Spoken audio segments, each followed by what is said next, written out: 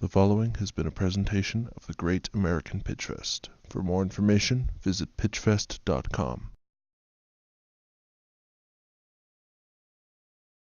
Our last panel of the day is multi-hyphenates.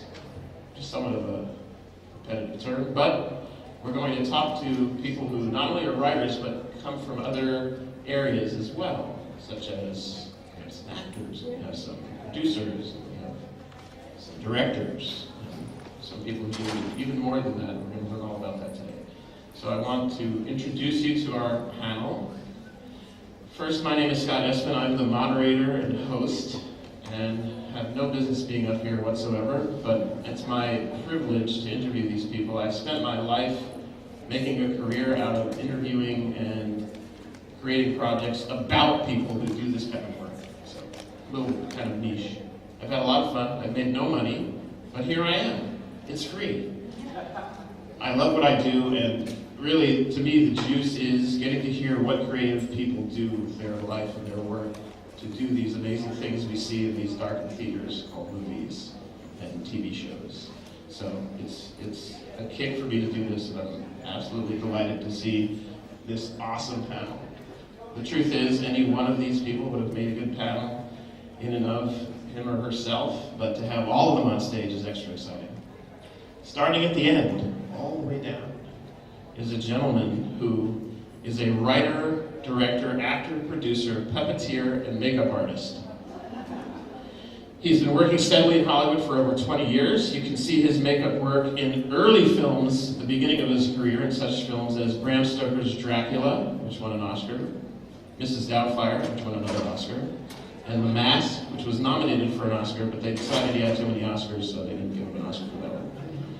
And then he went on to supervising his own shows. He's done many, many films as a makeup artist and expert. Just this spring, his Illusion Industries Studios, which is very, very close to where we are here in Burbank, has produced effects for films including G.I. Joe Retaliation, The Iceman, and The East, which just opened last night. All three of those films are now in theaters. You can go see them.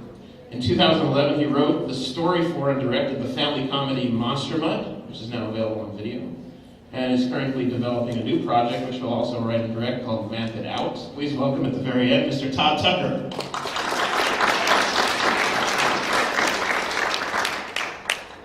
To his right, to your left, from the end, we have a woman who comes to us from the horror host community.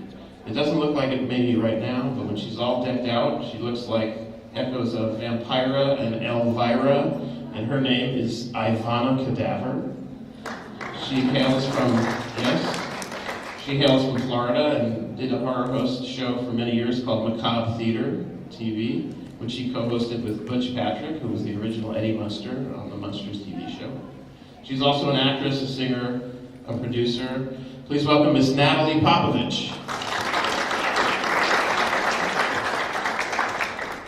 Next to her right, to your left from there, is a man who's created numerous creatures and puppets and effects for films before becoming a writer, director, and producer.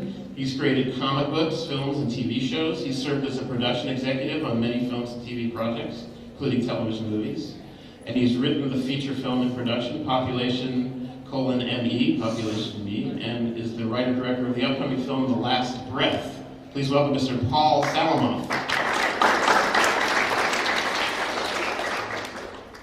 To that gentleman's right, continuing, is a man who wrote and produced the screenplay with Trilogy Entertainment partner John Watson, which became Robin Hood, Prince of Thieves, starring Kevin Costner.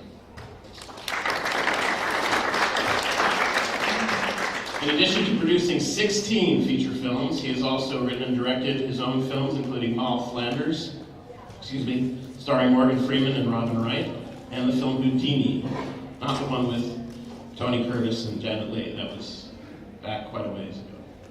He also revived The Outer Limits and The Twilight Zone for U.S. television, which he executive produced with his partners at Trilogy Entertainment. His book, called Riding the Alligator, has been lauded by luminaries in top film and entertainment circles, and it's a book that you should all get because it's on screenwriting. And if you check out ridingthealligator.com, you can get more information, and I'm sure he has books he can sign out in the lobby. Please welcome Mr. Penn Densham.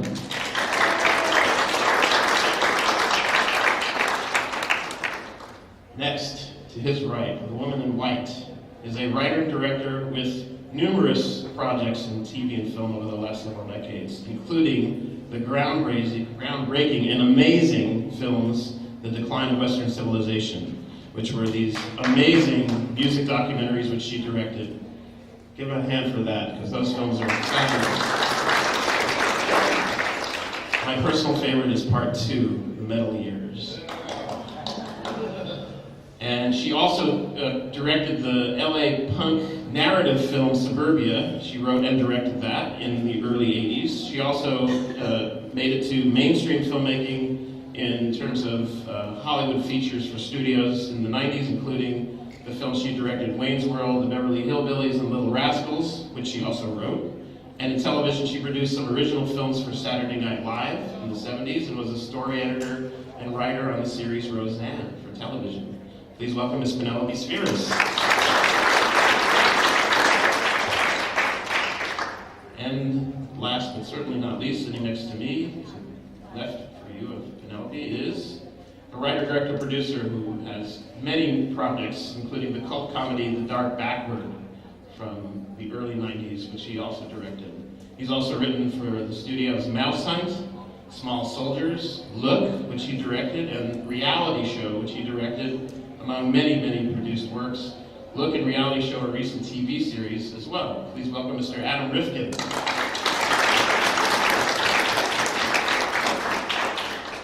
And since I am not getting paid by Apple to have this here, ka-chunk. Okay, we have an hour and a half, and we're going to pick the brains of these masters of their crafts so that you guys understand a little bit about their process and what you might be able to do yourselves as emerging writers to perhaps pick up some pointers as far as what they can do. So what we'll do is, here's what's going to happen. I'm going to ask certain questions of the panel, and we'll have an answer from everybody. And then when we get to the end of that, I'll ask you guys to queue up to the microphone a little later in the evening, and you can ask your own questions. Sound good? All right, here we go. First things first. How young were you when you first got bitten by the entertainment bug? Whether it was a comic book, a TV show, a novel, a movie, a play. How young were you, and how big of an impact did that have now looking back on your life and career? We'll start with Adam and we'll go down the road that way. Well, I was very young, as young as I can remember. I was turned on to movies by my grandfather when I was 3-4 years old. I remember he turned me on to the classic Universal monster movies, which was my first love of movies, and that became an obsession of mine from that age on. And I didn't really understand at the time what a director was, or a producer was, or a screenwriter was, but I knew movies were made somehow, and I knew that someday when I grew up, I was going to make them. I knew I knew that from the time I could formulate those kind of thoughts.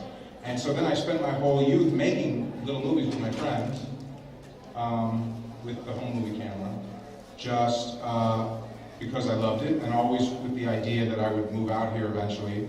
I'm from Chicago, and learn how to do it for real. And when I did get out here, when I was 17, and started seeing how real movies were made, I saw that in making the movies as a kid with my friends, I actually was teaching myself the principles of what real movie making actually is. So it started at 3-4 years old.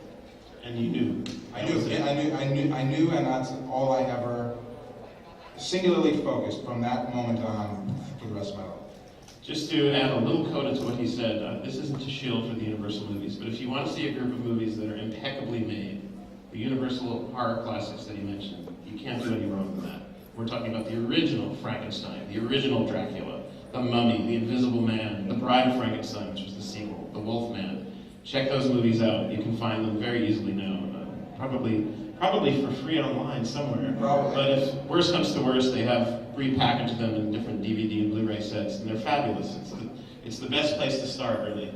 Because they're not just, as a matter of fact, now, looking back, are they even scary? Not really. They're just fantastical movies. They're just great movies. I actually turned my 5-year-old nephew onto them, and he's obsessed with them, so I feel it's come full circle. I feel a bit of personal triumph in that he's taken to them so graciously. I just showed my son Creature from the Black Lagoon 3 days ago. Yeah, of course. They're fabulously written, directed, acted, produced, great effects. You can't do any worse. Miss Spheeris, earliest inspirations for you. How young were you, and how big of an impact did it make on you? Well, you know, I think the two films that affected me when I was younger the most were Creature from the Black Lagoon and Hunchback of Notre Dame. But I wasn't like, oh, what's happening?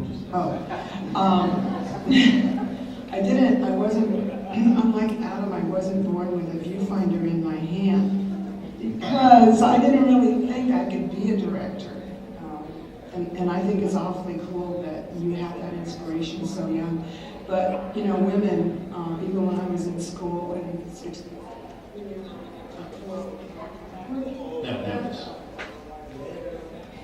working. Oh, there it is.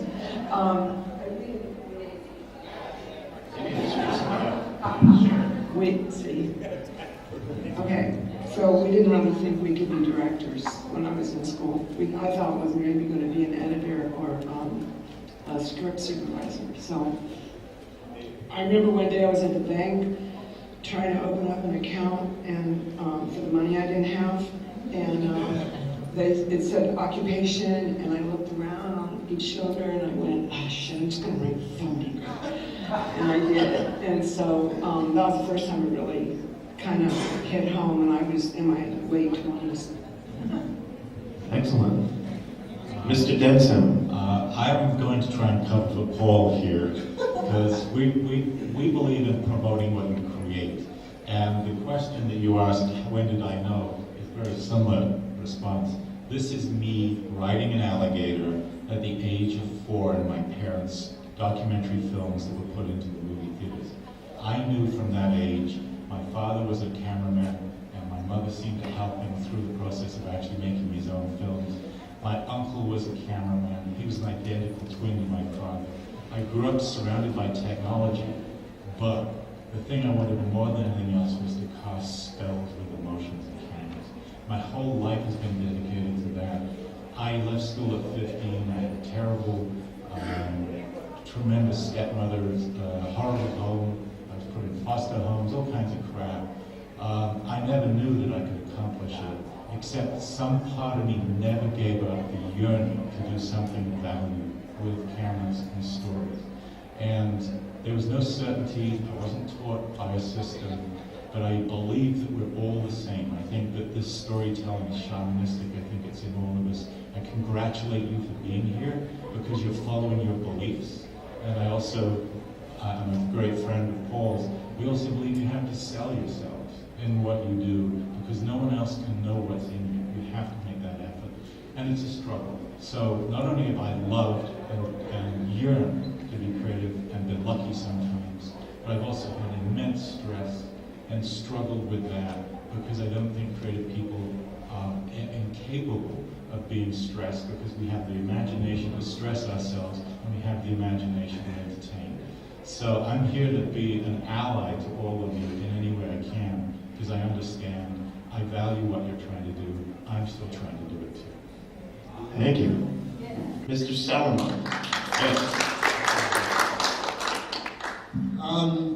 You know, very vividly, when I was 5 years old, my parents took me to a double feature of Star Wars in its original run and Logan's Run.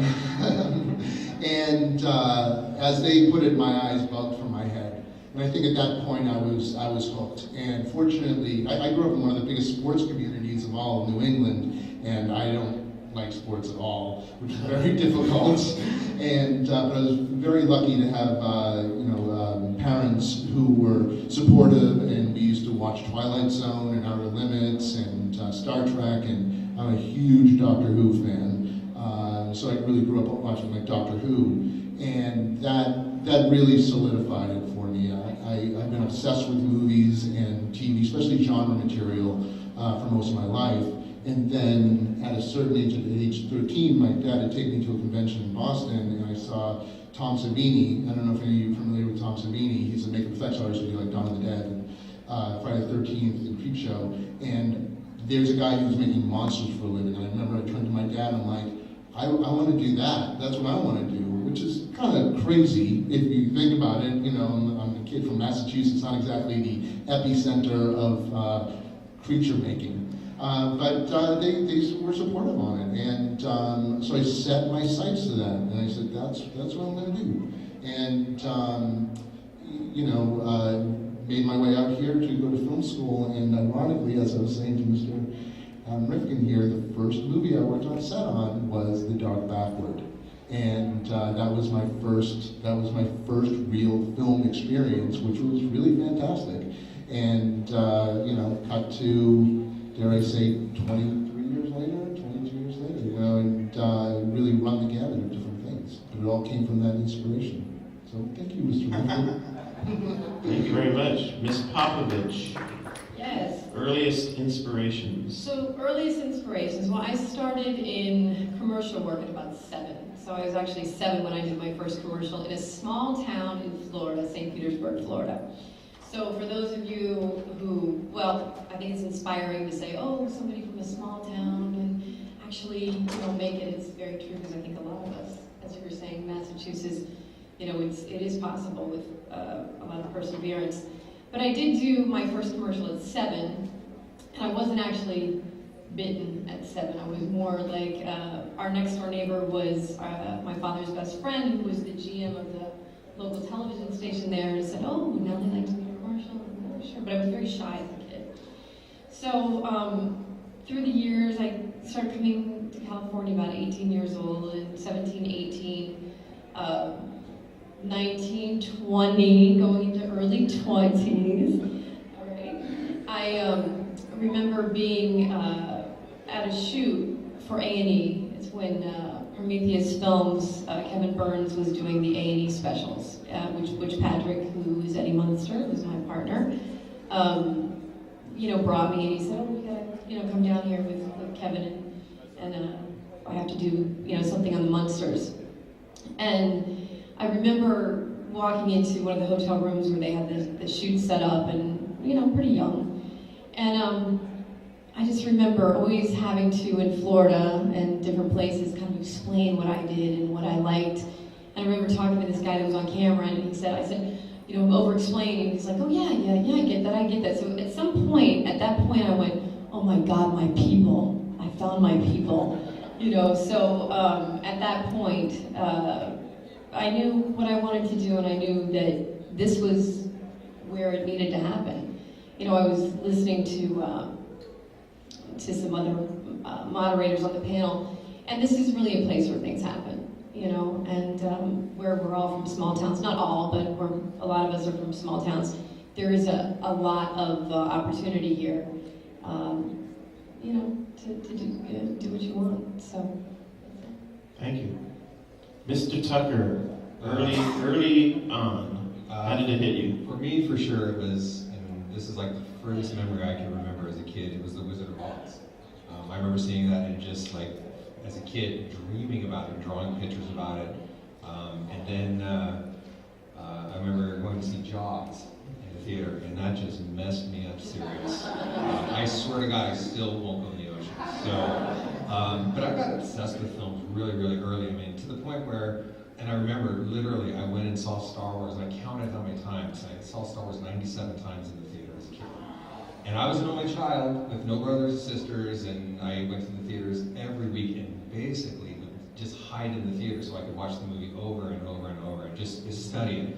And then when I moved here in 1990, my whole childhood was, I was a huge fan of the Spielberg fans, and the Spielberg films, and the E.T.s and the Poltergeists and the Star Wars, and just the real genre stuff. And when I moved here in 1990 and started working in special effects, one of the first films I got to work on was Hook. And to sit there on set every day after I finished doing the makeups and just sit there and study Steven Spielberg And then again, I worked with Coppola, and the same thing. I would just sit there and just watch these guys and see how they work and how they interact with people and how they direct. For me as a director, to be able to have that experience and watch all these great directors really gave me a lot of insight on how these guys work and why they're as great as they are. So, but I would definitely say The Wizard of Oz and Jaws really to this day are two of my favorites. They should make a remake where they connect the movies. Star Jaws? No, Wizard of Oz and Jaws. No, Wizard of In Oz. other words, instead of the Wicked Witch, it's a shark. Yeah. And they're remaking everything else. Why not that? It's the Wizard of Jaws. There you go. Actually, what's funny, just as a coda, our generation didn't see The Wizard of Oz in the theaters. We saw it on television on Thanksgiving. Yep. That was when you'd watch it. And you'd have to wait a year. It was once a year. That's on it. a holiday. It was usually Thanksgiving You night. could sit there and just wait and wait and wait. Yeah. It's going to be a whole year until I see it again. Remember when VHS came out, then you could have your favorite film back in the day. Exactly. So let's talk about first work experiences. What was your first experience like working professionally in this field, and how did that inform the rest of your career? Did it help it? Did it hurt it? Did you know what not to do, or what exactly to do after that first professional endeavor? Well, I got real lucky because I got to make my first movie when I was very young. So technically, my first job on an actual movie was as the writer-director of that movie. I was 19, and what had happened was I had moved out here, and I had figured out pretty early on that there's no magic to getting a movie made. You just need the money, and then you can make it. That's it. And so I started writing scripts, and I didn't really necessarily want to be a writer, I wanted to be a director, but I knew nobody would let me direct something else, of somebody else's, so I had to write something that I'd want to direct. So I wrote some scripts and started knocking on doors, and I met a young producer who was working for an old-time producer who was churning out a lot of low-budget movies at that time.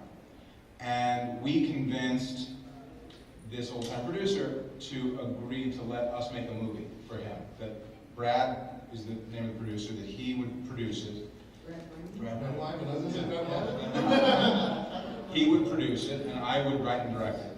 And so I gave this old-timer's name was Elliot Casper. He's produced tons of classic movies. Yeah, Paul Newman movies, Brando movies, a lot of great movies, a lot of bad movies, but just tons of movies, tons of output. He's a real character. Anyway, so he didn't like any of the scripts that we gave him that I had written. He said, "Why don't you have anything for the kids?" So I said, "Oh, I have a great script for the kids." He said, "Well, bring that to me." So he said, "Bring it tomorrow." I said, it was probably like a Tuesday. I said, "Can I bring it on Monday? Because I need to polish it up a little bit." But I didn't have a script for the kids. So I ran home and I wrote it really fast. And I brought it in on Monday. He didn't even read it. He just said, "Hey, Brad, is this a good one for the kids?" And Brad said, "This one's a great one for the kids." So he's like, "All right, you guys can make it." So this was our first movie that we got to make. Now, today, it's easier to get a movie made for people because you can make it really cheaply now. I mean, you can shoot a movie on your phone, you could edit it on your laptop, and you could distribute it on the internet, you could promote it to a worldwide audience on Twitter and Facebook. You could do that all for next to nothing, and you could be a director. But at that time, it still cost a lot. I mean, on a low-budget movie, it was still, the cost of film and developing is just kind of expensive. So I didn't appreciate how rare that was at the time, because I was so young, and I didn't appreciate how much I didn't know, because I figured, how different could it be than making the little movies that I've been making? But it was like a crash course film school. The entire experience was learning by screwing up every day. And there were some big cameos in the movie, because Brad was buddies with the Brat Pack. So he got them all to agree to do cameos. And so I was convinced every day that I was going to get fired until we got the Brat Pack guys on film. And then I knew once they were on film, then they weren't going to shelve the movie and they weren't going to fire me, because at that point, Elliot knew he'd make his money back no matter what. So I learned I'll tell you this last thing that I learned. This is most important. Two lines of inspiration. One came from the DP, who had shot a bunch of movies. He said to me as a filmmaker, throughout throughout the whole process, people are going to come to you with, you know, do you want the toothbrush to be red? Do you want the toothbrush to be white? Or do you want the hat to be big, or do you want the hat to be little? Or do you want the set to be lower ceiling or higher ceiling? And your job is to say yes or no or change it. And he said, once you say yes, it's your fault if you don't like it later. It's you can keep telling them to redo it, but once you say yes, it's your fault. And then also too, just prior to making my first movie, I saw Terry Gilliam speak, and he said, and this was during the whole Brazil Michigans, and he said, when you're making a movie, everything feels like it's all going all wrong all the time. And I've remembered those two things for my entire career. That if I say yes, it's my fault if I don't like it, and it always feels like it's all going all wrong all the time, but somehow you just push forward and you have a movie at the end. Very good.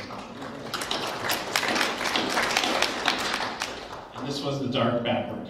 Actually, that movie's called Never on Tuesday. Oh, that was one before the dark Yeah. Elliot wouldn't make the dark backward. He hated it. Never on Tuesday. Never on Tuesday. Is it on DVD? It is not on DVD, but it is. It just came up on Netflix streaming, just for the first time. It was on VHS only for years, and then Netflix streaming now. This is the movie that led to then. Yes, it's not a great film, but it got the ball rolling. It was my first step. You said one other thing that I think is worth writing originally. He said, no one's going to give you anything to direct, right? But if you write it yourself, for yourself to direct, now you have a written piece of material. It's an interesting way of looking at it. You wrote your own ticket. Right. Because no one was going to do it for you. Nobody. It's true. Very good advice. Miss Spheeris, first professional endeavor. Oh, maybe I'll share this one. Yeah, maybe Sorry. I should use that one. What was it like? What was it? And how did it Well, I'm going to affect skip you? over the very first one because I was an editor and I accidentally barfed on a box of film one time and I got fired. Write this down. When you're editing, barf on the film and get fired. Okay, so I'll skip over that one. But the other Second professional experience. second was with a friend of mine, and he said he introduced me to a friend of his. We were all sitting in my living room one day. And the friend was reading a paper, and I was making everybody an omelet. And the friend said, you know, I'm thinking about starting a live variety show from New York, maybe like on Saturday night, and maybe it could even be live. And it was Lorne Michaels, and that was 72 or 3, I don't know. And then Lauren asked me to go back on Saturday Night Live and work, and I didn't really want to leave LA, so he said, well, you can work out in LA, because I had a young daughter at that point, and so I produced 7 short films, because I had just gotten out of film school, and Albert Brooks, Lauren loved and said he was really, really funny, but he didn't know how to make movies, and I did, and so could I teach Albert how to make movies, and I said, sure. So I produced them, and Lauren, why do I keep saying that? And Albert was a very good student, and then we went on to, he got a deal together at Paramount where he would direct a movie called Real Life, and he asked me if I would produce it, and I said yeah, and so that was I produced a feature, but Albert was going out with a lead actress, Frances Lee McCain, which you shouldn't do. Like when you're shooting, like you shouldn't go out with the actor. Anyway, and he had given her a couple of points in the movie because everybody was working really cheap. And anyway, they broke up during production, and he asked me, because I was the producer, to go ask her if he could have his points back. And so I went in her dressing room, and she was getting dressed, and I started asking her if she would give the points back. She started throwing shoes at me. And so I bailed out, and that's when I decided I didn't want to be a producer, and I would probably be better off as a director. Yeah. That's a great story. And an interesting way to learn that. It's an interesting way to learn that. I don't want to produce. I don't want to have shoes thrown at me. Nobody's thrown a shoe at me since I've been a director. I've never heard of a couple breaking up and then one asking for their points back. Usually they just ask for their albums back. Yeah, exactly. Interesting. It was brutal. Yeah. Mr. Densham, first professional endeavor, how did that go and how did that affect the rest of your career? Yeah, that's a real tough question. I'm trying to think of something that's actually useful to you guys for me to say. Left school at 15. I thought they were trying to knock me into being somebody that was saleable. My dad tried to send me, actually did send me to go interview for a job at an electric blanket factory because he was sure that would give me a future. I tried selling photographs. I photographed the Rolling Stones when I was 16, talked my local TV station into doing it. At 19, I tried to start my own companies in England. I went to Canada thinking I was a washed-up failure. I really thought I was over the hill and it had it. I discovered a country that would give you money for ideas. You didn't have to have status, you didn't have to have education, but there were also a film community of people like myself, and that's one of the things that is very important, is relationships. So my very first job was in the film lab working overnight because I was actually given the quality control. So I was rejecting prints from the lab for a scene down the screen and they never caught me. So thank God. But what I was able to do was to see the work of almost every company in Toronto. And then I went and pitched myself to those companies saying, I've seen all these movies, I'd love to work for you. Did 2 years working at different companies and realized they were really fucking stupid people. And they were cruel and they treated their staff terribly. They'd fire the staff anytime they wanted. They ran them like totalitarian sweatshops, Victorian era. Quit that company, went and worked for one where they were actually making films that self-inspired, the films that they chose to make. I met Marshall McLuhan, who was the guy who was the... Wait, you must ask the audience, how many people know who still Marshall know how Marshall McLuhan McLuhan is. Who is the guru of communications. I understood very little of what he talked about, but he was world famous. But what he did do, he turned me on to thinking more broadly than I could. I quit my own company, started my own at 22, making short films because we were sure we could never make anything longer than 3 minutes. And eventually started to put these little 3-minute things together. But what we had done was we kept selling ourselves to people and going in when it scared us to go meet the people at the CBC, knowing full well that we were terrible and awful and didn't deserve the jobs. But that if we didn't do it, we had nothing, and we'd have to go work for other people. So that, and then we learned that if you didn't, that awards don't actually come out of thin air. We were watching the National Film Board winning all these awards, and we were trying to sell our movies. And so we started entering awards and started winning. So we got 2 Oscar nominations and 60 other awards and medals from the Queen. But you don't get those without pushing yourself into places and taking personal shots. And so the thing I want you to learn from this is that if you don't push your own work, no one else is going to recognize it. And the second thing I would say, vital, is work on things you believe in. Because if you don't have passion for it, why should someone else buy it?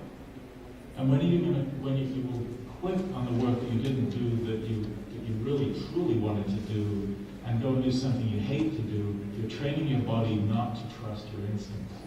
And I believe that the writing that comes out of your pure subconscious, the true artist's voice, is much more saleable than the material you're trying to write to hit a moment, a reflection of some other movie that succeeded. Can you say that again, that last? Well, what I'm saying is that you don't trust yourself that far? Well, I'm saying that if you don't trust what you write, why should anybody else? How can you sell something that you don't believe in? I'm saying much more simply than that. If you're going to write something, it should be the most powerful personal material that inspires you to write. Well, what will happen is if you write things that you're really passionate about, you will keep exposing them to people, trying to figure out what you have to do to it so they will buy it. And I can look back on Robin Hood, written after 3 studios passed on the idea. Mall Flounders, written on spec. My Houdini project, written on spec. And I thought I was stealing time from my partners, not earning money, but actually goofing off. And the films that I wrote from my psychic, kind of what I call life spurts, got made more frequently because for some reason what comes from your unconscious is richer, more biologically deep, and more infused with your personal experience. But you have to write to the very end of your capabilities. You can't half-guess yourself. You have to take risk, but then you have a voice. And then when you go in and show your scripts to people, they will recognize there's something special, unique, and different. And you're not a clone of what everybody else is offering. How? There's plenty of people that can clone out there.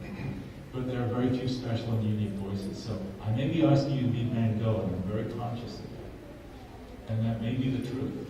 So that's why I also say everything you do has to be for yourself. It has to be that you feel that you're growing yourself. Only 280 movies a year get nominated, get the possibility of being nominated for Best Picture. Because there's I'm sorry, I think it was 280 this year.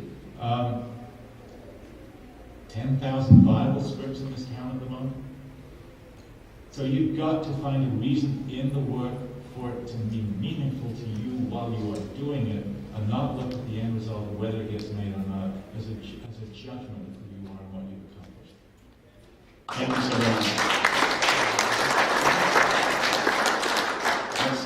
Excellent answer. Mr. Salamoff, we know that you started in effects. Can you jump ahead just for time considerations to the first professional endeavor where you were kind of going beyond that? You knew you wanted to become a writer, and you knew you wanted to work in comics and direct films. That's good. You saved me from the story of my first day as working at an effects shop where I didn't use clean sweep, and I lied and said I did. And I still feel guilty from this day on. Don't tell Tony Gardner I didn't use clean sweep. Clean sweep sweeping up the floor. Okay, let's see. As far as a writer goes, my first professional job, okay, sorry, I'm trying to make this coherent. One of my first friends I made at USC was at East Coast Orientation. This guy, Dave Parker, who went on to direct some movies and write some movies. And we stayed friends through USC, and then he got the opportunity to write this zombie movie called The Dead Hate the Living. And he'd come to me and said, hey, I don't really have the time to write this, I'm going to be directing this movie. Would you be interested in writing it? Of course, I'm like, yes, zombie movie, that sounds great. So I wound up writing a treatment for it, but then he decided that at the last minute he wanted to write the script. So I wound up just getting story credit on the film, which was still fine. I mean, it's really exciting to see yourself. As disappointing as it was not to be able to actually write the screenplay, it was still great to have a story credit on a professional film. But what this led to, and this is, I guess, the important part, is at the time Blair Witch Project had just come out, and this company that made the movie, it was Full Moon Entertainment, and Trimark, it was Full Moon. They wanted to cash in on Blair Witch Project, right? And they were taking pitches. They wanted to do, their own version of it. So I went in there and came up with an idea that was, not that great actually, in retrospect. But I went in there and I pitched it passionately. And the irony was this: is they said to me, they go, you know what? No, that's not really working for us. But we like you. How would you like to do this idea instead?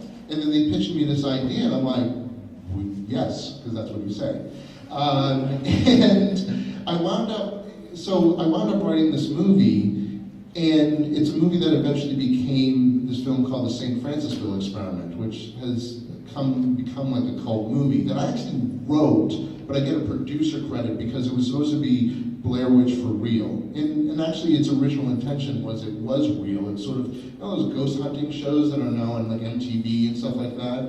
It kind of was that. It was sort of like, the idea was, it was more of an experiment in fear, where if we convince these people that this house was haunted, and film them, let's see what we could convince them of. So it was basically an attempt to convince these people who are not actors that we're putting them in a haunted house and seeing, how they reacted in it. Unfortunately, the movie didn't turn out too well, but it wound up being bought by Trimark for $3 million, and it made the trade. Now, I didn't see any of that money, so I got paid pittance for it, but it was in the trades, it was in Variety, as this selling to Trimark for $3 million. So I realized that it's like, okay, and this is something, I guess if I have words of wisdom here, this is something I think all of you have to understand, okay? There's gonna be a lot lot of disappointment over your career. But you cannot let it beat you down. You can never give up, okay? I'm gonna say that again, write it down, never give up, okay? There's ways of turning defeats into victories, okay? And what happened with St. Francisville is I was not happy with the movie. I knew it wasn't very good, but it wasn't coming out for like 3 months. And I had a new spec script that I wrote. So here it is in the trades. So what I started doing was sending out my new spec script with query letters to managers and agents with the article from Variety. Guess who got meetings because of that? Me. And I got my first manager out of it. And then, you know, I knew the movie wasn't going to be that great, but it's like, all right, well, I've got a new project out, I now have a manager. The irony is that Lionsgate wound up buying Trimark. And I'm like, oh my God, I got a Lionsgate movie, this is really fantastic. And they decided to sweep a bunch of movies under the carpet, and St. Francisville was one of them. But, and it was released, I think, in Fresno and El Paso or something like that. It was like Fresno and some like weird other place. But the funny thing about it is, I was working as a producer recently, like doing some video game marketing stuff, and this was like about a year ago, and I got a call out of the blue from some film festival in Texas asking my permission to show St. Francisville Experiment because they were having some cult film festival and they're big fans of it. It's like, I was like, you got my permission, but I really don't have anything to do with it. But it is interesting. That was, you know, that little leapfrog from, you know, from Dead Hate to Living to St. Francisville to then getting my manager. That was the beginning of my professional career. And I learned really quickly that, you know what, it's really about perception, and it's about turning disappointments or turning, into victories. And I guess if we get into that later, I even have a better story to tell that just happened to me recently that's really fantastic, but I'm not going to take the time at the moment. Very good answer. One thing I want to reiterate that you said, you went over a little quickly, but you said you pitched an idea to these people, yes, and they don't want to do it, but they like to, and then they said, how about working on this? That's a fantastic opportunity. And I'm sure that came out of them liking something about you, or the way you pitched, or the way you approach things. So even though they don't want to do your project, we're not interested in that, we're interested in you. And sometimes that's more valuable than just being interested in that project. So that's a good thing to take a note of. Can I address that? Sure. When you're going into a pitch, the real purpose of a pitch is to meet the people who are looking at you, the development execs, and see whether they can stand working with you for 2 years.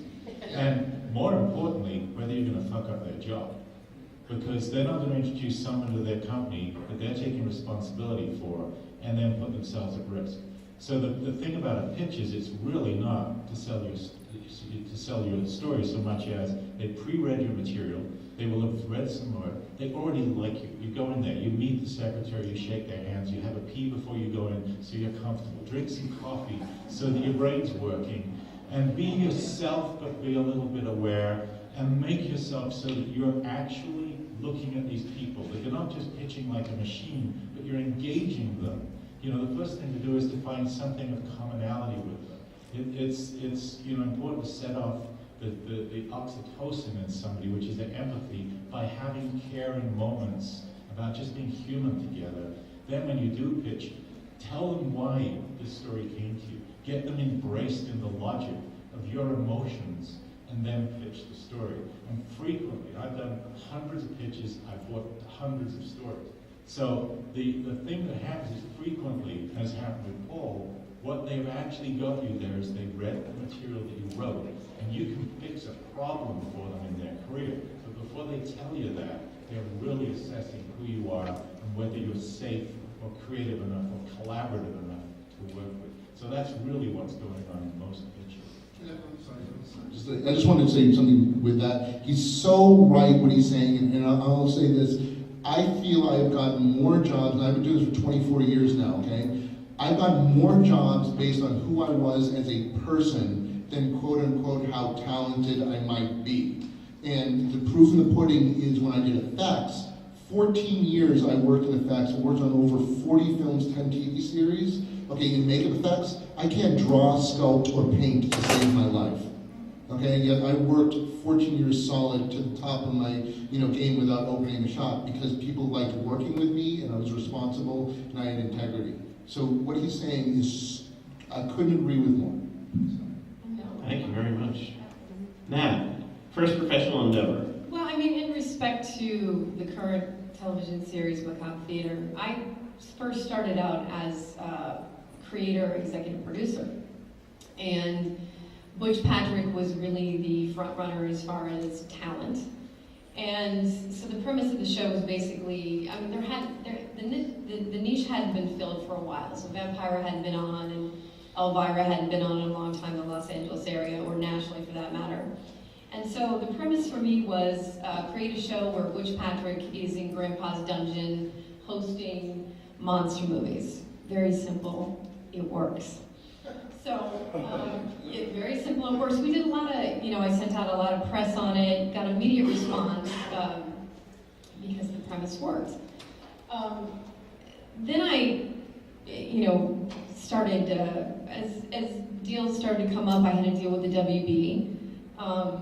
2 weeks before we are going to shoot the pilot for the WB, well, let me backtrack. I came up with an idea because Butch was an older generation. I said, you know what, Butch? I said, we really need to find a tool-time girl for you. We really need to find a sidekick, like a tool-time girl, that will bring in the 18 to 34 demo. So, right. So I, as the executive producer, we cast a lot of women for it. We found a girl, and an inside story is that Butch had an insanely jealous girlfriend. Insanely jealous. So we get this gorgeous girl, very talented, and I made the mistake of having Butch's girlfriend there during this rehearsal. So at any rate, that didn't work out, and I've been in front of the camera, like I said, since I was 7. My background is improv comedy. So my influences are like Ruth Buzzy and Lucille Ball and Carol Burnett and that sort. So anyway, I can remember sitting at the studio and Butch's girlfriend, this is not going to work, and on and on and on. And I just remember I put my hands in my, put my head in my hands, and I said, I'm going to do it. So this is where we talk about doing different things, executive producer, creating the show. Now I'm the character. So in creating the character, and not only have I have to create the show, I've got to, Butch is who he is. I had to create this character. And I would say that's so important, I think the reason this character worked, because when I finally got to Los Angeles, they were looking for that, the new Elvira of sorts, the new Vampira. They were looking for that. So what I did as far as research is I got with writers, I got with my acting coach, and there was a reason for everything. There was a reason why the character did this. There was what she did, where did she sleep, who did she date. Even if the audience never knew, I knew as the character. And that's so important in your writing, to know everything that this character does. And as writers, to write for a character, that's important. So, again, a lot of different hats. Created the character, created the show, and finally the show got it. I never expected that the show would launch out of Los Angeles. I knew it would get here, but I didn't think it would launch out of here. And it did. It launched out of KDOC, which was Channel 56. And I'll never forget, it was frightening. It was absolutely frightening. But I never let him know that, never let him know that. So, being at KDOC, it was just, they decided that they would produce this themselves. So, KDOC is going to produce the show. So it was a much different vision than I had for the show. It was camera to Butch, camera to me, wide shot. Camera to Butch, camera to me, wide shot. And so Butch and I would watch it every Saturday night until we couldn't stomach it anymore. And the general manager who brought me in, who I struck the deal with, who brought me in, he got fired. So the owner of KDOC at the time, who was Cal Brock, he brought me in and he said, all right, kiddo, and I can remember I flew back home for Christmas and he brought me in and he said, all right, kiddo, you know, what do you think about the show? And so this is the moment of truth. What do I really think about the show? Or, you know, what do I want to say to keep on the air? So I just looked at him and I said, honestly, Cal, I said, if I have to watch myself one more Saturday night, I said, I just might throw up. And I really said it. I wouldn't suggest doing that. I wouldn't suggest ever doing that. But I think it was just a moment that I had. And he just kind of pushed his chair back and he just looked at me and he just started laughing, what seemed for about 5 minutes. And he said, well, I'll tell you what, honey. He said, you know what? He said, we never expected, he says, when the general manager brought your show in, he said, I told him, you know, we've never produced any shows here except for Wally George, I think it was. And he said, we never produced anything except Wally George, so I highly recommended that we didn't produce it. We let, you know, you guys do it. And he said, so, tell you what. He said, how about if I just hand over the production to you and we'll just let you air it here? And I said, that sounds like a really good idea. So the rest, as they say, is kind of history. But that was just a tremendous amount of work. But I wouldn't trade it for anything because it was, it was an invaluable experience for me. The show went national in 2005, and Todd and I worked together. We did. I interviewed you at Trailer Park of. I was going to say I thought it was trash. It was a joke. That was a joke. But anyway, Todd and I, other things spawned from it. Knott's Berry Farm and things that I did as a character spawned from it. So it was great. But that's it. Like I said, I wouldn't recommend telling them you're going to throw up if you see it. Was your first job really on set of Hook? Was that your first gig down in LA? Yeah. I came to LA with a master plan. Come up on the mic a little bit more, please. Thanks. I came to LA with a master plan from Northern California, and my goal was to get into makeup effects, which was something I really loved doing, and artistically it was something I wanted to do and had been studying, and had been studying with two guys that were amazing, Matt Rose and Steve Wang, who were the best makeup effects artists in the industry. And my master plan when I got here was to get into effects, start learning and watching everything and the way it was done professionally on set, and then to start writing, creating, producing, and directing my own projects. So what I would do is I would come up with an idea, I would write the project out, I would write the script, and then I would go out and start creating the creatures and the characters, and I would film something. And I would be doing makeup effects during the day, working for the studio, and then I would take side jobs at night to make extra money so I could afford to pay for these shorts and these trailers that I wanted to make. And then after I would make them, I put the whole package together. A lot of the stuff, most of it was very genre, either like kid fantasy stuff or horror stuff. So I'd also make maquettes and bring in all kinds of stuff to show what the characters would look like, and toy prototypes and all kinds of stuff to show the marketability. And this is just one example too. I had a project called Wolvie, which was about a sexy werewolf beach lifeguard that I sold to Comedy Central. And I went in and I met with them and I said, look, I want my company to make this, I'm going to direct it. I can do this entire fantasy adult comedy thing for about $2 million. And they said, that's fantastic, I don't know how you're going to do it. Go shoot 5 to 7 minutes of it, bring it back, and if we like it, we're going to sign you a check. Because we love the concept, we love the drawings, we love the characters, everything. So I went and raised $15,000 and went out and shot a 10-minute short, shot it on Venice Beach. It was one of the hardest things I've ever done. And it was jam-packed with creatures, puppets, makeups, all kinds of crazy stuff. It took me 3 months to put together, edit it, take it back. During the time that I had gone and filmed it, Comedy Central had been bought out by Viacom. So every single person that I had been talking to was gone. So I knock on the door with my package, my video, so excited, and they're like, who the hell are you? So, that being said, stuff like that happens all the time, because the industry is that way. So, like the guys were saying, you really, really have to be passionate about what you do, almost to a point where it's stupid. I mean, to the point where it's just like, it's what you live. And for, I think, a lot of writers and directors, where the passion of coming up with the vision and seeing it in your head, and then going through the process of the writing it, and then the creating it, and then seeing the final product, there's no way to describe what that's like. And I know it's really silly, but remember in the movie Ed Wood when he's sitting there watching and you got chilled watching him watch his own thing? It's literally, that's what it is. That's what it's like when you sit there and you watch people enjoying your work. So the payoff is amazing. But it is really about also standing by what you believe, because if you're making somebody else's project, then the inspiration may or may not be there. It's probably not. It needs to be something that you are truly passionate about and will basically get in arguments and physical fights over to prove that you know what you want. And one quick example. 5 years ago, I wrote a project called Monster Mutt, and it was a family film for 7 to 8-year-old kids. And as I was writing the script, it was about a family dog who gets kidnapped by an energy drink company, gets used as a test subject, and turns into this big, lovable, muppety kind of dog. And my cast was a 10 and a 12-year-old kid, 2 real dogs, a guy in a dog suit, and a guy in a makeup. Monster makeup. So I had the worst of every situation you could possibly have. And everybody was going, dude, are you retarded? And I think I might have been. I was just like, no, this is what I'm doing. This is what I'm doing. And then we made the dog practically.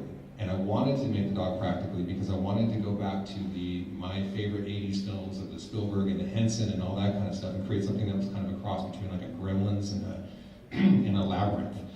And after the movie came out, CG is a huge thing.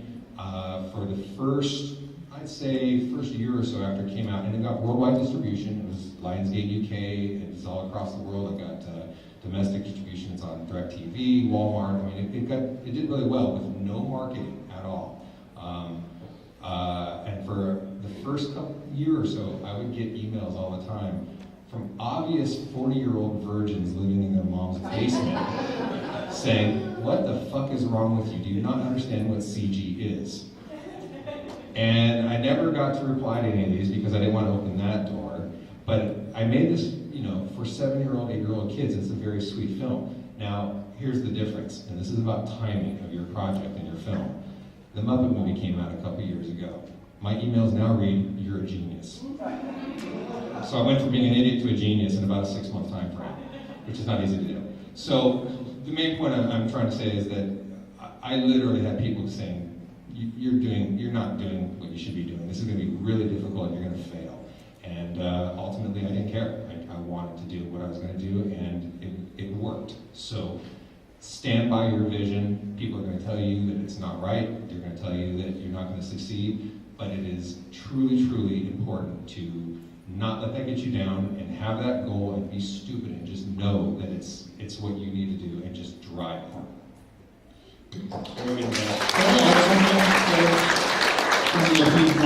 I think something that actually went over really quickly that's very important is, he said that he was doing stuff on the side to make money to do these projects.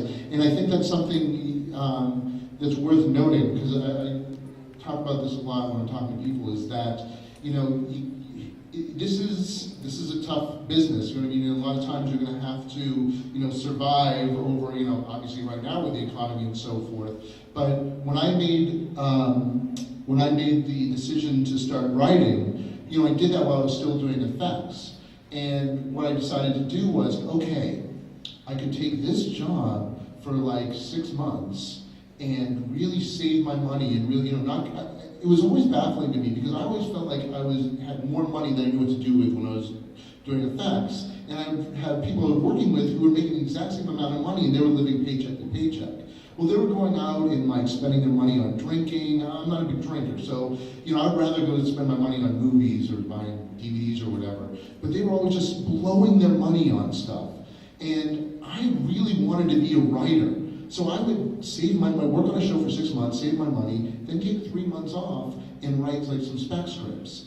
Or I would at nighttime after work, if we weren't working late hours, which we always did, would write at nighttime. And it was because I was passionate about it, but I knew I had to sort of teach myself and I needed to take the time. So remember, if this isn't your main job, getting paid as a writer, you've got to figure out a way to make your life work where it gives you time to be creative and to write these things. Because if you're not producing material, you don't exist.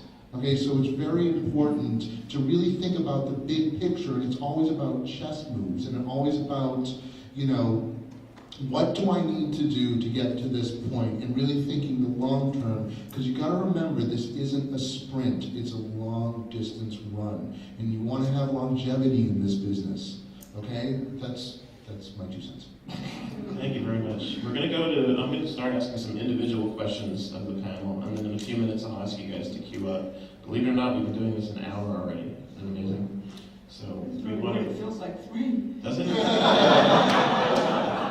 We have so much time and so little to do.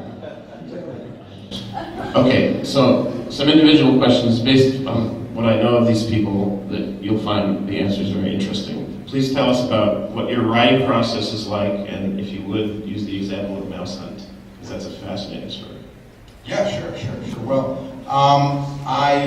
like I said earlier, you know, I always felt like I needed to write something to have to direct, and so wanting to direct movies more than anything, I would write a lot of scripts with the idea that one of them, hopefully, I'd get to make. And then once I actually started making them, I just kept writing lots of scripts because I always thought that if I could sell some for a lot of money that I didn't direct, that could afford me some freedom to write smaller movies and direct smaller movies that I was real passionate about. And I've been real lucky in that I've actually been able to do just that. I write studio, mostly family movies, as sort of a day job. I love doing it, and I love being a part of big movies, you know what I mean? Sure. But those movies afford me the freedom to make the smaller movies, the independent movies that I'm really passionate about. So anyway, that being said, I had been hired to, you're talking about this barbed wire? Yeah, okay. So I had made a few independent movies, and I had been hired, as a result, to direct a movie called Barbed Wire, which was starring Pamela Anderson. I had made some independent movies, and I felt like when the opportunity came up that it was a logical next step that I should take advantage of. It wasn't a project I was passionate about per se, but it was a budget that I had never worked with before. She was a big international star at that moment. And she was the toast of Cannes that year. I mean, she was like the big glamour puss of the time. And so I took the job thinking that I'll just make it great. I'll figure out a way to make it great. I'm going to make it, you know, sort of fun and comic booky, and it's going to be great. Anyway, one thing led to another that I won't bore you with, but I was fired off that movie. What'd you do? I actually, what happened was, I was hired by, this is a lot of inside baseball sausage making stuff that's a little boring, but I was hired by the comic book company that made the comic book called Dark Horse. I was hired without Dark Horse. Dark Horse was riding on a big high because of the Mask at the moment and Time Cop at the moment, and they took the liberty of just hiring me to direct the movie without consulting with the financiers of the movie, which was Polygram Propaganda. And they were incensed that I was hired without their even meeting them. So without my knowing it, I was hated by the financiers of the movie. And so as soon as contractually they were allowed to fire me with the least amount of penalty, I got fired and didn't realize that they had one of their directors prepping the movie simultaneously without anyone else knowing. So as soon as I was fired, this other guy came in fully prepped, and which is, by the way, You got fired before you started shooting? I shot for a week. When you were in the DGA? I was. They can't do that. They did, and the DGA actually protected me in that I actually get residuals. Yeah, because you have to do something malicious or negligent before you. Were you malicious or negligent? No more than usual. Anyway, that's the boring part of the story. The part that you're referring to is as follows, because all that's just sort of preamble. So the same people that were calling me, congratulating me when it said on the front page of Variety that I was hired to direct Barbed Wire, were the same people who were not returning my calls when I was fired a few weeks later, because that was also on the front page of the trade. takes, right? So I was depressed for a day, right? And along the lines of what's been discussed here before, you can't take rejection personally and don't ever let anything, like that slow you down. You can't ever let anything slow you down if you're going to pursue a career in Hollywood or the arts in general. I thought to myself, all right, I felt sorry for myself for a day, but I analyzed what is it in Hollywood what power do I have that no one else has, since I felt so powerless? Well, I have the ability to generate material from scratch, because I'm a writer, right? And writing all these movies that up to this point, gave me a lot of confidence that I could keep doing that. And so, and I thought to myself, all right, every producer, every studio, every executive, everybody in town is looking for great material, right? They're willing to pay for it, option it, steal it, remake it, reboot it, whatever it takes. But if I can write it from scratch, I have a leg up on most people, right? So I just went on a writing tear. So while the movie Barbed Wire was still shooting, I wrote about 4 screenplays. And the first 3 didn't sell at all. And the 4th one was, and I wrote screenplays that I was really convinced were going to change the world. Right? Over how long of a period did you write this? This was about 6 weeks, 8 weeks. 6 weeks, 4 scripts. Right. Wow. So I was. Well, don't applaud yet. Wait till you do this. I was determined, right? I was determined. Were you using drugs? I was not. Not more than usual. I was not doing any. I have a sweet tooth. That's I was flying on Snickers bars. The first script didn't sell. The second script didn't sell. The third script didn't sell. But you just can never give up, because you can't fail in Hollywood, because there's an endless amount of opportunities, because you create the opportunities for yourself. You can quit and say I failed, or say, you know what, I gave my best shot, I'm going back home. Or you just keep going. You gotta be the Energizer Bunny, right? If something goes wrong, you recalculate your route. It's like the GPS in your car. You know, if you get fired off that movie, recalculate, you take a different route. You know, if they don't buy that script, recalculate, you take a different route. So the 4th script I wrote was an idea that I thought was just too dumb. But I thought, screw it, it could be a lot of fun. I took an inspiration from just the endless amounts of cartoons I watched growing up as a kid, and I wrote this movie called Mousehunt, which I wrote on spec. And it's about 2 guys, if you haven't seen it, who inherit an old drafty house, and they're brothers, and there's a mouse in the house, and they are trying to fix up the house and trying to kill the mouse at the same time, and the mouse is smarter than they are, and it's fucking with them, because it's his house. And all hell breaks loose and the house is destroyed, and the mouse ruins their lives. And so I wrote it really fast, and I gave it to my agent, the same agent who had weathered my being fired and weathered the last 3 scripts not selling, and I was convinced they were going to drop me. And I gave him this other script, and he said, all right, we'll send out another one. We'll try it one more time, right? And it sold in the best case scenario happened, luckily. Thank God, right? It sold in what's called a bidding war. So it went out first day, nobody wanted it. Second day, nobody wanted it. But the third day, the Fox, I think it was, said, you know what? Maybe we can do something with this here. We'll offer up a small amount of money, and I was thinking, fantastic! and so I said, sell it. And my agent said, no, hold on. There's another studio. They said once they heard this other studio's interested, they're going to reread it again. They'll take a look at it. Anyway, one thing led to another. Suddenly the price started hiking up, because everybody in Hollywood in those positions is afraid that if he wants it, there must be something that we should want too. Because wait, why didn't you buy it? So anyway, so the price got up to. I'm going to say the numbers, but I'm embarrassed to say it. No, you have to say that. That's the end of the story. But okay, so it was like $100,000, $200,000, $250,000, and I was like in shock, right? And you had written it in the equivalent of under 2 weeks. I wrote it in a week. A week. Right? A week.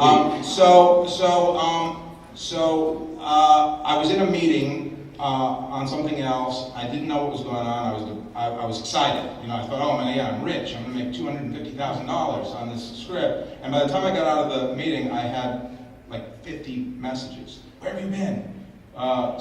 DreamWorks was relatively new at the time, and they were just starting to buy material. And they had come in and started getting involved with the bidding. And to make a long story short, Steven Spielberg personally bought it for $1 million. He said, what will it take to take it off the table right now? $1 million. And then the next day, he wanted to meet me the next morning. And so I'm sitting on the lot like an hour early, right, before the meeting. I didn't want, what if I got a flat tire or something I didn't want? So I'm sitting on the lot, and the tram is going by, right?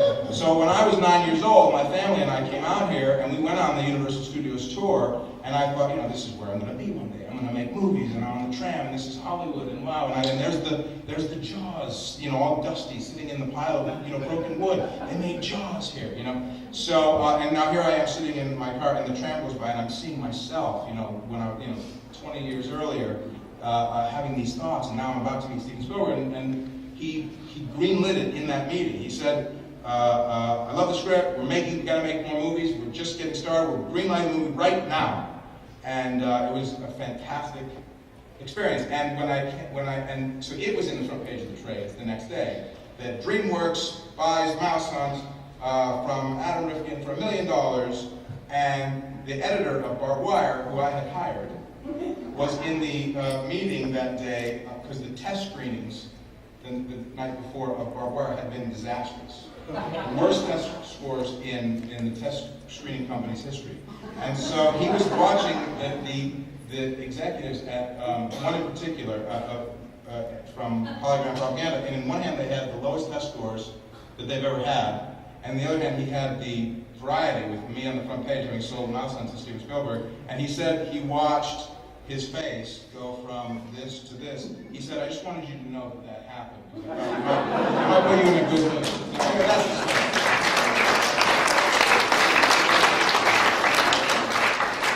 What was the best story ever? Thank you. In the interest of time, just to all of a sudden it's like, geez. If you guys want to start queuing up, if you have questions, but I'm going to continue because I have some of the questions of my own. But if you do have some questions that you've thought of, go ahead and form a little line in front of the microphone. We do have some more time, and at 6 o'clock there are other things that you guys probably need to go to, such as an important discussion about what's happening tomorrow. So I don't want to keep you. So let's move along. Miss Spheeris has directed several amazing films. She's written 2 of them, The Little Rascals and Suburbia. My question's about Suburbia, because that was, at the time, I don't know if anyone remembers the early, you guys remember the early 80s? Not anymore. Let's face it, it was the time of Reagan and conservatism and a new America and a new way of thinking about things, and the counterculture was completely dead, and she made a punk movie about LA, and it was like, wow, where did this come from? This is completely different than everything else that's going on. And all the music had changed, everything had changed. It was a new way of thinking. And you had the guts to make a movie that said, no, there's still an underground situation, you're just not seeing it on TV. And I want to know where that came from, and what the idea was, and what your process was. It's such a cool question, especially appropriate right now, because the same thing is happening right now. I have the choice to do one of the Love of My Life films. It's a documentary about punk rock. Or go to be paid almost $1 million to direct a movie in Germany, a fantasy, like a Cinderella story. Guess which one I'm going to do? The punk picture. Yeah. Cool. Yeah. And, that story that you told was really hard to beat, with $1 million from Spielberg. This is really fast. When I did Black Sheep, Sherry Lansing calls me on Sunday morning and says, we have to make a deal with Chris Farley by 9 o'clock tomorrow morning because he's going to go do Cable Guy if we don't, so you do this movie. And I said, what movie? She said, we don't have a script. And I said, well, then I can't say yes. And she said, let me get Goldwyn on the phone. So she gets Goldwyn on the phone, and he goes, all right, Penelope, we're going to offer you $2 million for your salary. And I'm like, shocked. I couldn't even speak. And he goes, all right, 275. That tells you the intelligence of the people running the studios. They're no different from us. They get flustered, and what I would love Penelope to talk about, if I'm not intruding on you, only 18% of the movies that get made are written by women. And is there any advice? Because only 7% of the women, and even sadder. And so I teach occasionally at USC. There's 50-50 of equally valid brains in that room. So I wondered if you had any advice for the lady process of getting through the male stupidity. Well, you know what, that's really a long question, and you can contact me if you want to know my feeling about it, but I don't want to step on your time right now. No, I was just curious as to your process for coming up with Suburbia. At that time, how did you think of even the idea of doing that kind of movie? When I did the Decline of Western Civilization, they closed down Hollywood Boulevard. I couldn't get it booked anywhere, but then when I finally got one midnight show, cops closed down Hollywood Boulevard, and I wasn't able to book it anywhere because the kids trashed the theater. And so the movie really never got any distribution. So they said, oh, it's because it's a documentary. Okay, fine. Well, then I'll write a movie that is based on the stories that I learned while doing the documentary. So I adapted, like Darby Crash had a brother that passed away from drugs, just like he did. And the kids brought Darby home and put him in his mother's car. That's what they did with the body. And there's a scene very similar to that in Suburbia, where they take Sheila home after she ODs. And I took stories from the kids that I met, and I adapted it into a narrative piece just so I could get it into theaters. So did 100% of what ended up in the movie really happen in real life? No, I mean, it was, my imagination and just enriching some things that I had heard and that sort of thing, I was on a lot of drugs, actually. Well, I was. But anyway. This is not an endorsement for doing drugs. No, I don't do them anymore, but if I could, I would. No, I don't do that. No, I have the money now, too. No, but I was really happy at Suburbia. And people come up to me today, and still to this day, and say, thank you for doing that movie and the Decline movies because they changed my life. And there's no greater satisfaction as a filmmaker or an artist than to have someone say that you changed their life. That's the most meaningful thing that could ever happen to you as a person, to have them say that. Yeah. Thank you very much. We'll talk more about it. Okay. Mr. Densham, what was the process of writing Wall Flanders like? Because that's your baby. You wrote it, you directed it, it's your idea, it's brilliant. How did you come up with that? And what was it like to birth that project? Oh God, do it quickly, Pen. Okay. After writing Robin Hood, which was a surrender to my instincts, I was inspired to write Robin Hood by one of our assistants. 3 studios said, don't bother, it's the stupidest idea we've ever heard. One of our assistants gave me enough encouragement to start writing Robin Hood, which is important to know that the tiniest bit of encouragement can be profound sometimes. I knew in my gut, literally, I had a story, a gut instinct that felt like a sausage that was going to be about a period woman. I knew it was going to be vital to me. I had no idea what it was going to be, but I knew I was going to birth something that was going to be part of my life process. A couple of years later, which is how long this gestation took, I heard a piece on an orphans and foundlings home in England on NPR radio, where they were talking about the letters that were left behind by the women who abandoned children there. And I thought, my God, what does a woman write to a child that she may never see again? And it started to gestate in me, and the following day I wrote, what say you, child, now that you've heard your mother's story? And the child says, you could throw me out without a crust to eat before I would deny that woman is worthy of my love. And the woman says, prepare yourself, child, for I am that woman, I am your mother.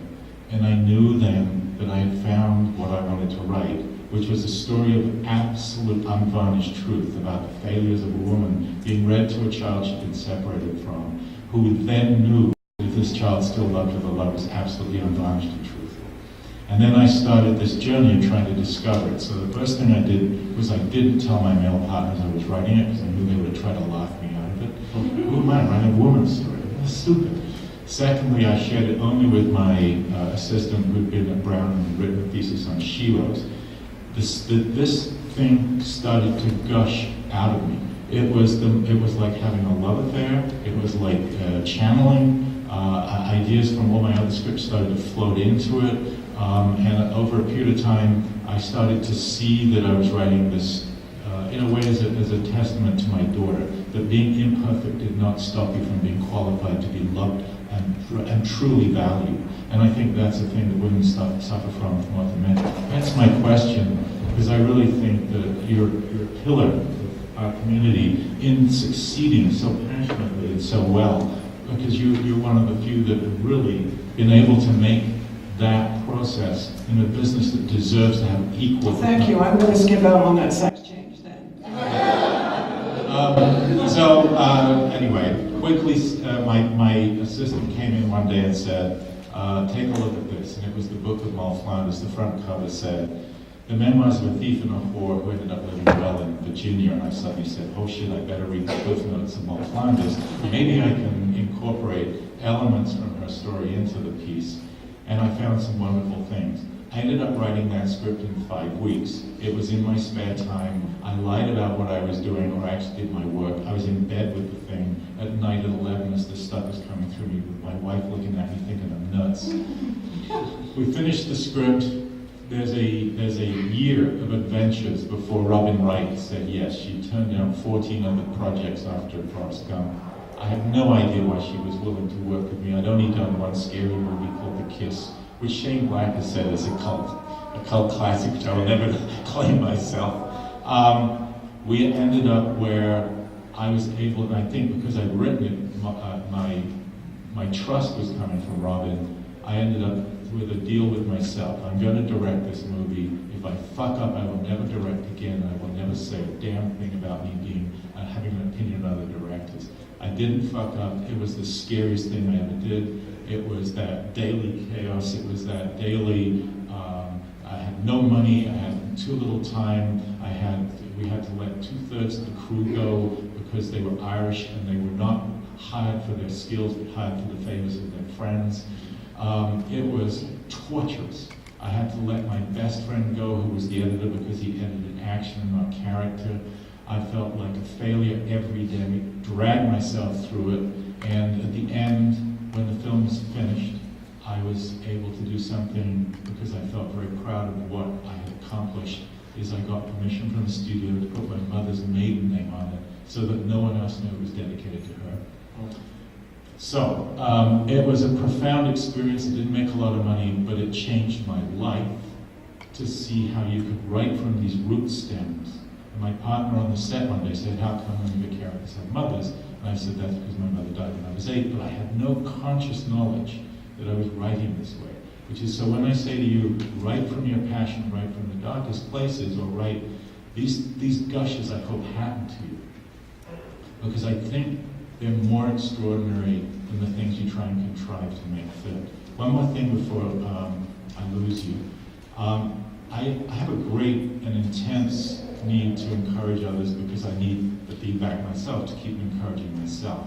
I'm always asked 2 major questions. How do I write a good script, and how do I sell my work? If you go to the the Alligator website, there's a connection to 2 articles I've written that you can download, which I've done my best, my heartfelt best, to sum up the solutions that I found in my career to those 2 questions. And I would love you to look. It's free. Do it. See if it fits you. And my other rule is ignore everything I say if it goes against the way you create. Because creativity is sacred and special and personal. So do it your way.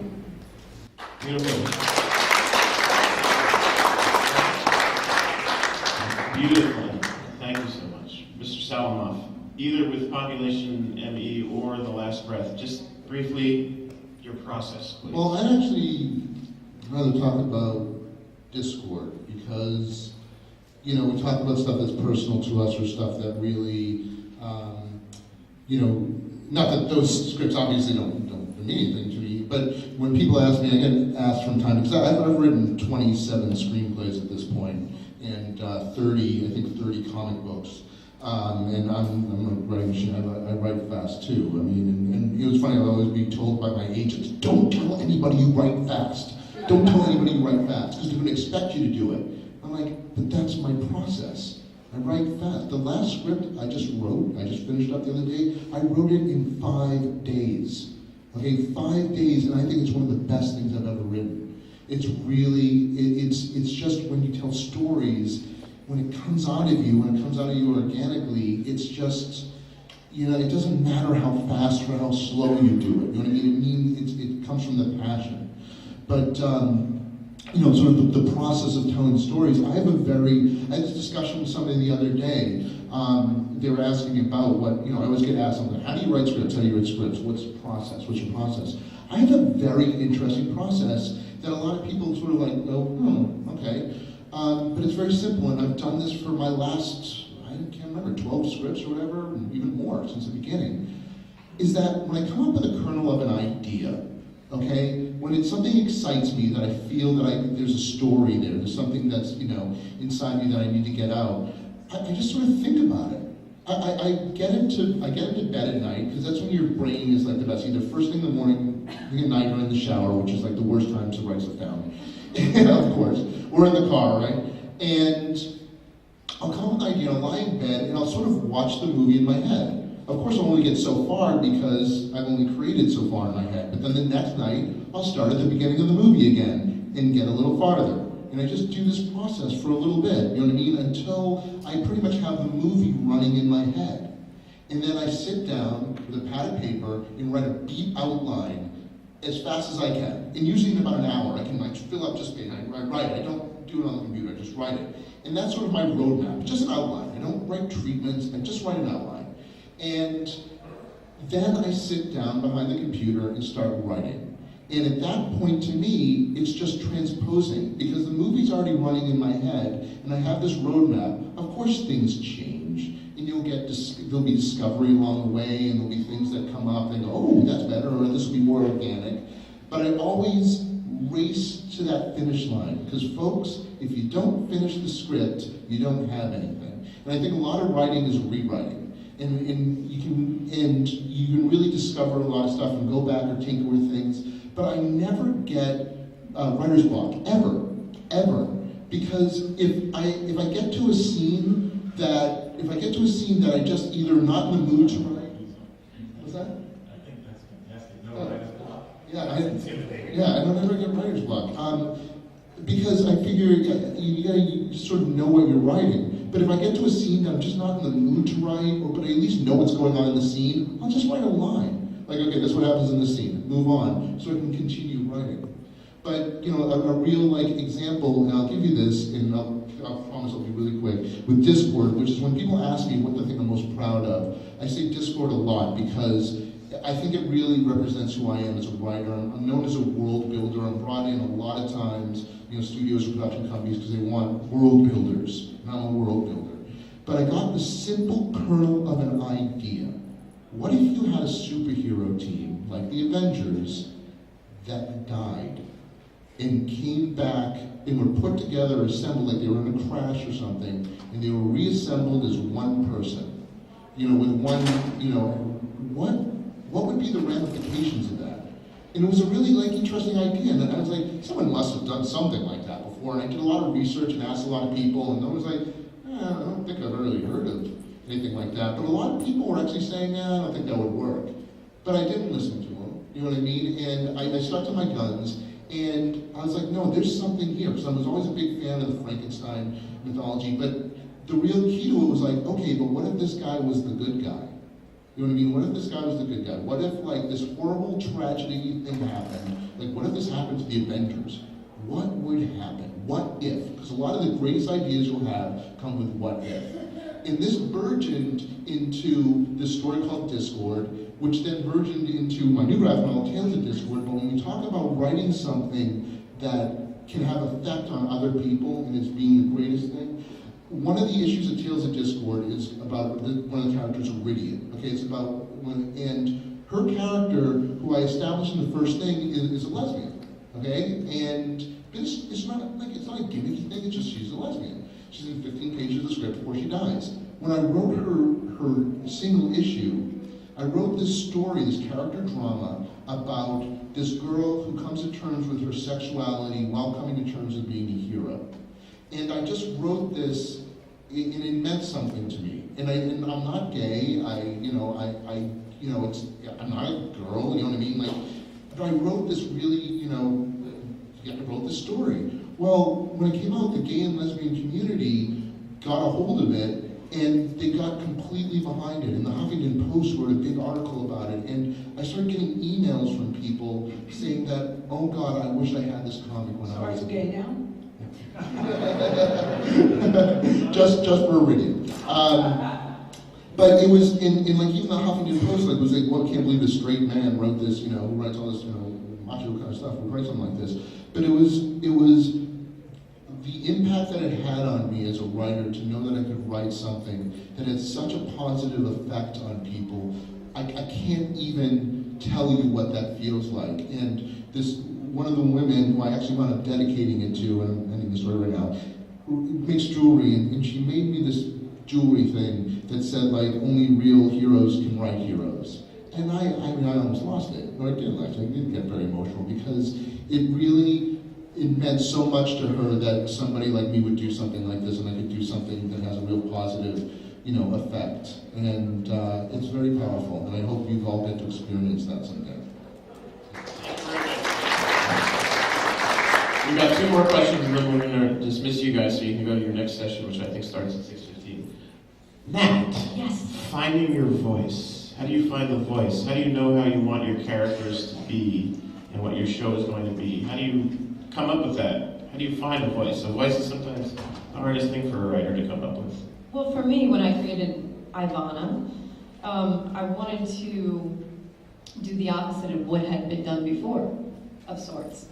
So the opposite for me was the traditional characters that we'd seen before, that being Vampira, Elvira, maybe some others across the country, was that they all wore the same outfit. So my premise was perhaps she'd wear 6 different outfits within a 2-hour show. And because why would she wear the same outfit? We're in the 21st century, so of course she has access to the internet. So of course she can wear different outfits. And so finding the voice was just, doing the opposite of what had been done before. Also knowing what she went to sleep with, again, for the audience, even though it might not be in the script. Just knowing everything that she does, from where she puts something to where she's going to go that evening, what she likes, what she doesn't like. Those kind of things really help to develop the character for the actor. For me, it's talking on a panel is rather difficult because I am the actor and we're a bit filtered sometimes. So there's a fine line.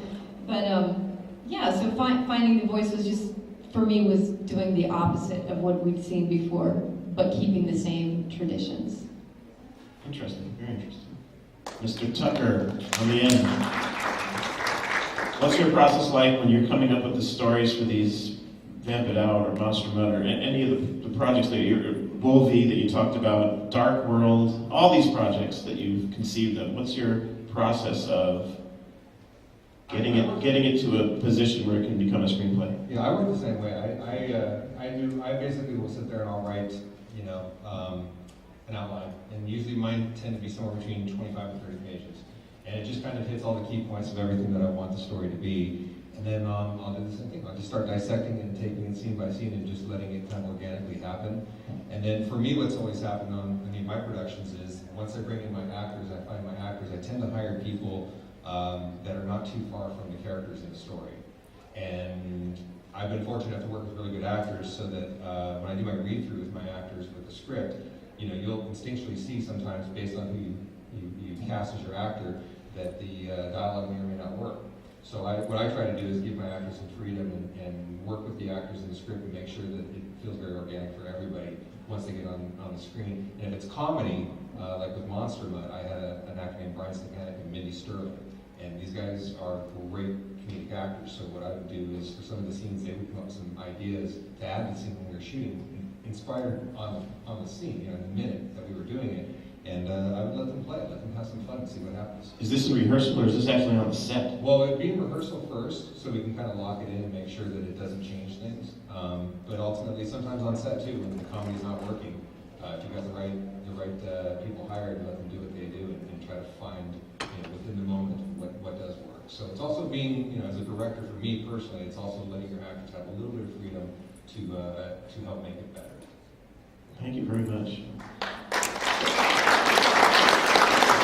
I really honestly wish we had another hour and a half, but we don't. So a few announcements. There will be a 6:15 seminar that will go until 7, which you should all attend, especially if you're coming tomorrow. The information will be out in the lobby. My next panel starts in 15 minutes. It's going to be how to write an adult film in an hour. So stay if you want to do that panel. And then, no, I'm just kidding. And then I'm going to introduce our guests. Please give them a warm reception for coming here today. Mr. Rifkin, Ms. Penelope Spheeris, Mr. Densham, Mr. Paul Salamoff, Ms. Natalie Popovich, and Mr. Todd Tucker. Thank you so much for coming, everyone. Have a great rest of your weekend. Enjoy the rest of your Pitch Fest.